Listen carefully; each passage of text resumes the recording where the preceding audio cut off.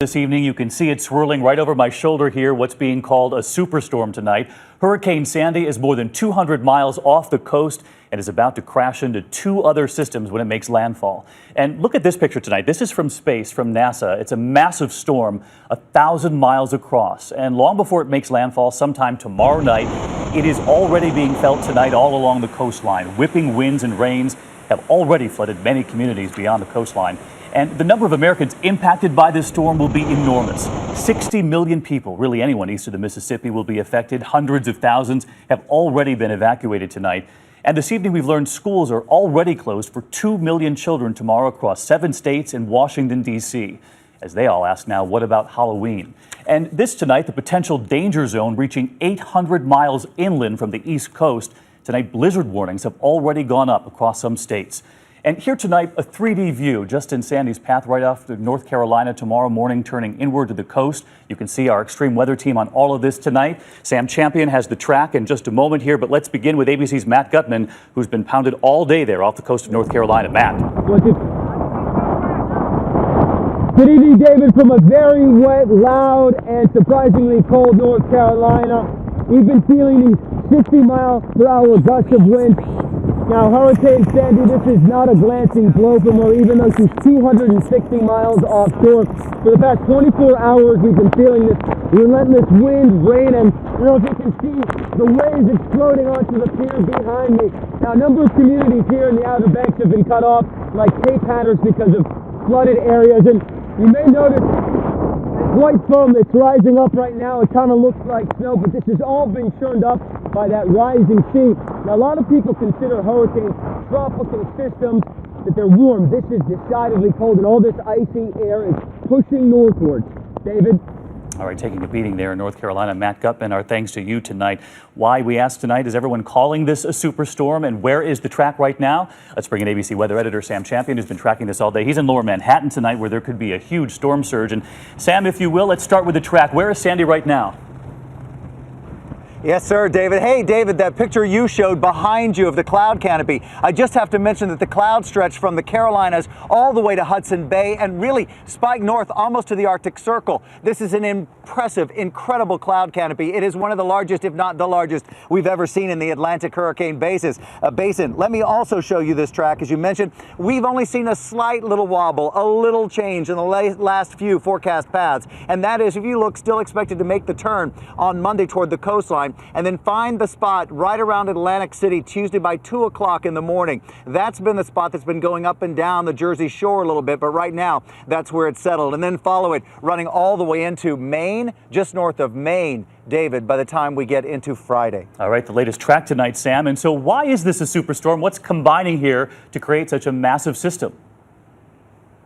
It's a really good question because people just don't understand that term, but it's kind of easier to show you. So here's what we did, David. We took a couple of things, we put it in a 3D graphic, and here's why, or here are the elements that make this storm a superstorm. All night long, Sandy marches up the East Coast, practically parallel, more than 200 miles offshore. It will collide with an Arctic front coming in from the west, throwing a new dose of energy into the storm and expanding its already monster size and reach. Then inject the 150-mile-an-hour plus winds of the jet stream, and forecasters think Sandy explodes into a superstorm.